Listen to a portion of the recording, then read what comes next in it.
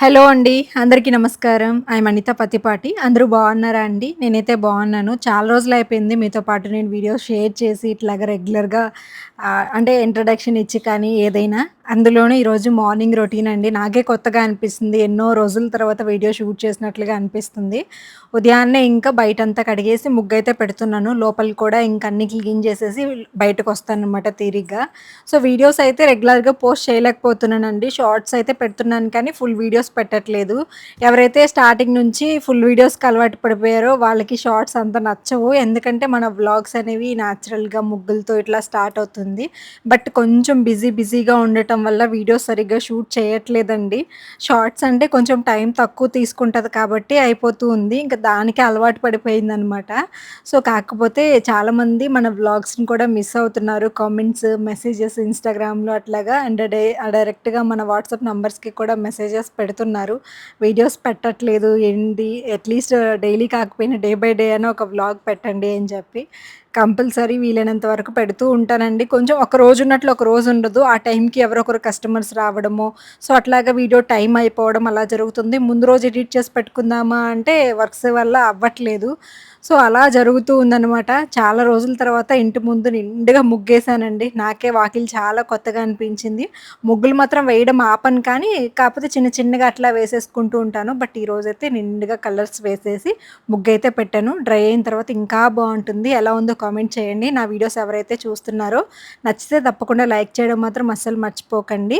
ఈరోజు వచ్చేసి థర్స్‌డే అనుకుంటా అండి. అందుకని ఇల్లంతా క్లీన్ చేయడము, కార్ పార్కింగ్ అంతా కూడా కడిగామనమాట. అందుకని ముగ్గు కూడా కొంచెం పెద్దగా పెట్టాను. ఇంకా లౌక్య అయితే ఉర్లి నీట్‌గా సర్దేసింది. ఉర్లి సర్దడం అయితే లౌక్య బాధ్యత అనమాట. భలే డెకరేట్ చేస్తదండి.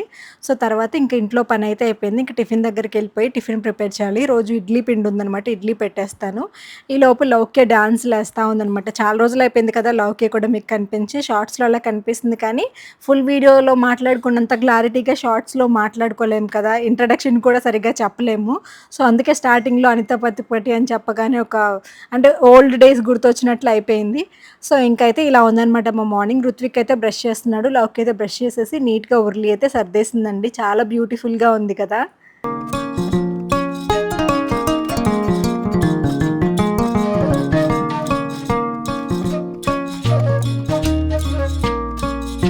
ఇంకొక వైపయితే నేను ఇడ్లీ పెడుతున్నాను. అలాగే పాలు కాగబెట్టేసి టీ కూడా పెడుతున్నానండి. డైలీ ఇది జరిగేదే. కాకపోతే టిఫిన్స్ అవి మారుతూ ఉంటాయి. ఒక్కొక్కసారి పిల్లలెళ్ళిపోయిన తర్వాత అంటే కొంచెం లేట్‌గా లేచామనుకోండి, పిల్లలెళ్ళిపోయిన తర్వాత పిల్లలకి బ్రేక్‌ఫాస్ట్ అన్నీ రెడీ చేసేసి దాని తర్వాత టీ పెడుతూ ఉంటాను. బట్ ఈరోజు కొంచెం ఎర్లీగానే అన్ని పనులయిపోయాయి. ఇంకందుకని ఫస్ట్ టీ పెట్టేస్తున్నాను. ఎందుకంటే గ్యాస్ చిన్నదే ఉంది కదా! అన్నీ సెట్ చేసుకోవాలి అంటే సెట్ చేసుకోలేను ఒకే దాని మీద. అందుకని ఉదయాన్నే పిల్లలకి చట్నీ, ఇడ్లీ లేదంటే దోస ప్రిపరేషన్ చేయాలంటే దోస ఇలా చేస్తూ ఉంటాను. ఇంట్లో పచ్చిమిర్చి లేవు చట్నీ చేయడానికని చెప్పి తెప్పించాను. ఈలోపు ఇంకా టీ పొడి కూడా మరిగిపోయింది. పాలైతే వేసేస్తున్నాననమాట. ఇంక ఇడ్లీ పిండి కూడా సాల్ట్ అవి వేసేసి కలిపి పక్కన పెట్టేసుకున్నాను. కొంతసేపు ఇడ్లీ పిండి నానిందనుకోండి బావుంటుంది. ఫ్రిడ్జ్‌లో పెట్టుంటాం కదా! అప్పటికప్పుడు పెట్టామంటే కొంచెం గట్టిగా అయిపోద్దనమాట. అందుకని చెప్పేసి కొంతసేపు అయితే బయట పెట్టేస్తాను. ఒక 15 నిమిషాలు కానీ, ఒక అర్ధగంటైనా పెట్టుకుంటే బావుంటుంది.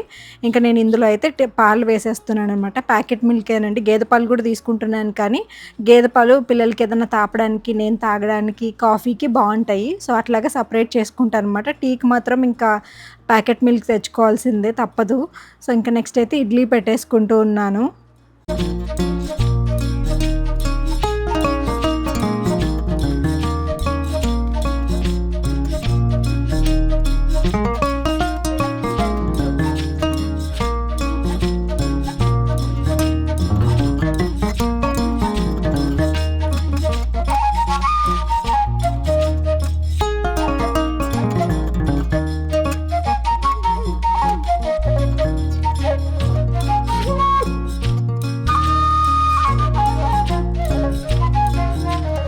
ఇంకా ఈరోజు ఇంట్లో క్లీనింగ్ వర్క్స్ కూడా ఎక్కువున్నాయండి. డోర్ మ్యాట్స్ మార్చుకోవడము, ఇల్లు డీప్‌గా క్లీన్ చేసుకోవడము, ఈ పనంతా ఉండిందనమాట. ఇంకా బెడ్‌షీట్స్ అవి వాషింగ్ మిషన్‌లో వేయడము, ఇంకా చాలా పనులైతే పెండింగ్ ఉండిపోయాయి. అవన్నీ వన్ బై వన్ అయితే చేసుకుంటూ ఉన్నాను. మధ్యలో ఇంక పిల్లలకి స్కూల్ టైం అయిపోతుంది కదా! అని చెప్పేసి స్కూల్‌కైతే రెడీ చేస్తున్నా. అప్పటికి మా పిల్లలకి ఇంకా హాలిడేస్ ఇవ్వలేదండి. సారీ హాలిడేస్ కాదు హాఫ్ డే స్కూల్స్ ఇవ్వలేదు. సో, దానివల్ల ఏంటంటే కొంచెం ఫ్రీగా ఉందనమాట. లేదంటే ఉదయాన్నే 7:30కి, 8కి పంపించాలి అంటే ఇంకా హడావిడి ఉంటది. సో, వాళ్ళకి స్కూల్‌లో యాన్యువల్ డే జరుగుతుంది. దానికి డాన్స్ ప్రాక్టీసెస్ అవన్నీ జరుగుతున్నాయనమాట. రేపు 4థ్ ఉంటది. సో, దానివల్ల హాఫ్ డే స్కూల్స్ ఇవ్వట్లేదు. స్కూల్‌లో ఇంకా మంచిగా ప్రిపరేషన్స్ అవి చేస్తున్నారనమాట. డాన్స్ మంచిగా ప్రాక్టీస్ చేయడం ఇదంతా. సో, దానివల్ల పిల్లలకి హాఫ్ డే స్కూల్స్ అయితే ఇవ్వలేదు. ఇంక నేనైతే ఫ్రెష్ అప్ అయిపోయాననమాట.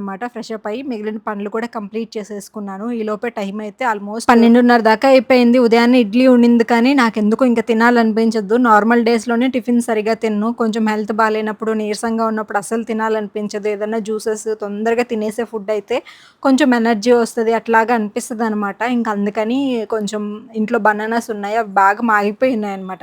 సరేలే జ్యూస్ చేసుకొని తాగేద్దాము.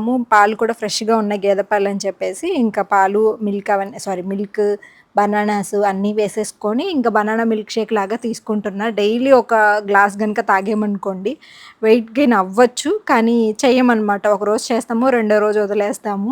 తాగడం కొంచెం కష్టంగానే ఉంటదండి బనానా మిల్క్ షేక్ అనేది. కాకపోతే తొందరగా అంటే అన్నీ వేసుకుంటాం కదా! ఇందులో బాదాము, తర్వాత ఖర్జూరము, ఇంకా పాలు, బనానా ఇవన్నీ కూడా మంచిగా ప్రోటీన్ గదా! సో, సరిపోద్దనమాట. ఇంకా వీటితో పాటు ఒక బాయిల్డ్ ఎగ్ తిన్నా కానీ మనం నార్మల్‌గా ఇడ్లీ, దోస కంటే కూడా చాలా బెటరు. సో, అలా అయినా చెయ్యాలి అనుకుంటున్నా. దానికి కావాల్సిన బాదం పప్పు అవేం లేవు.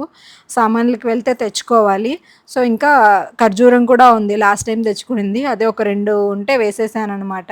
సో, దాని తర్వాత కొంచెం మిల్క్ ఏసేసి గ్రైండ్ చేసుకుంటున్నా. ఇంకా మళ్ళీ ఇల్లయితే కొంచెం డీప్ క్లీన్ చేసుకోవాలి. ఆల్మోస్ట్ ఒక 6 మంత్స్ పైనే అయిపోయింది ఇల్లు క్లీన్ జేసి.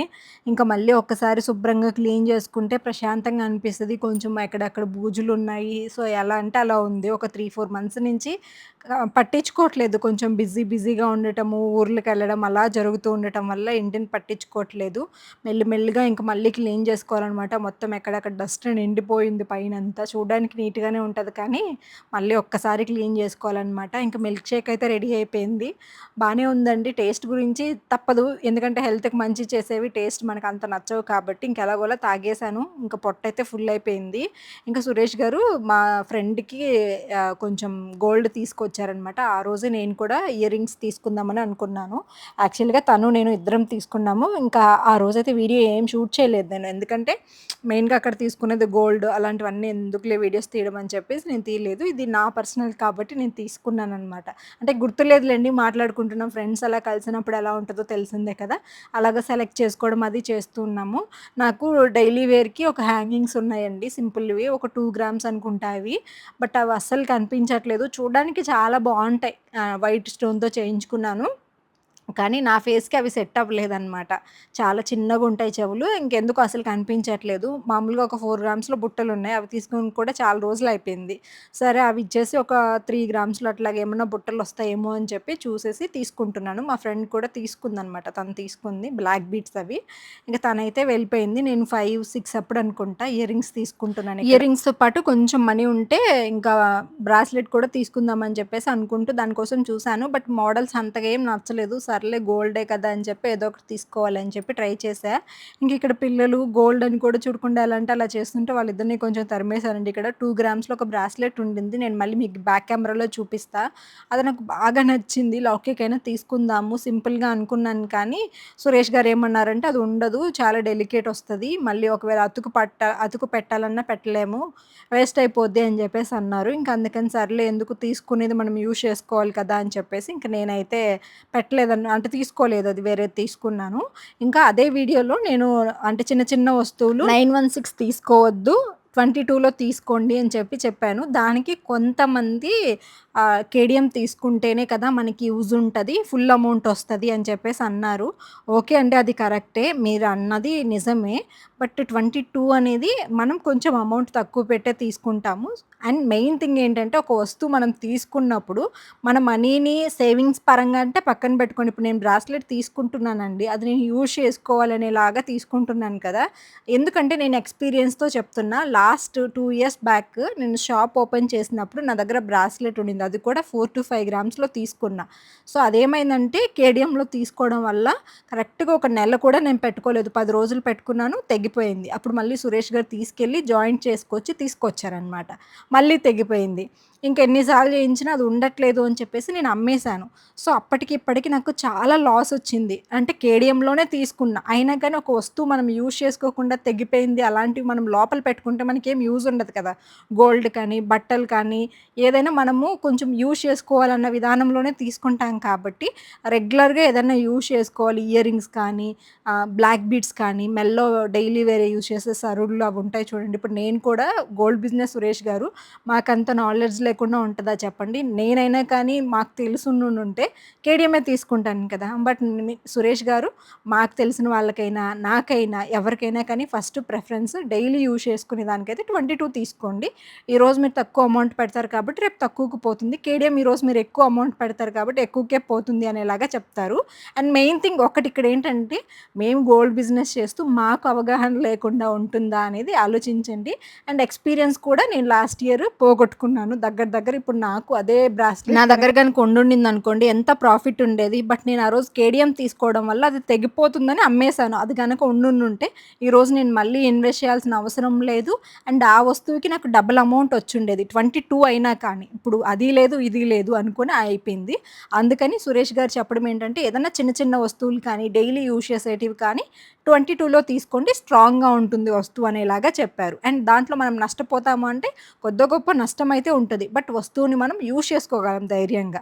సో, అదొక్కటే నేను మీకు చెప్పాలనుకున్నాను. ఇంకా మీ ఇష్టం అండి. నా ఒపీనియన్ ఇది నేను చెప్పాను. నమ్మేవాళ్ళు నమ్ముతారు. తీసుకునేవాళ్ళు అలా తీసుకుంటున్నారు. చాలామందికి అది తెలుసు.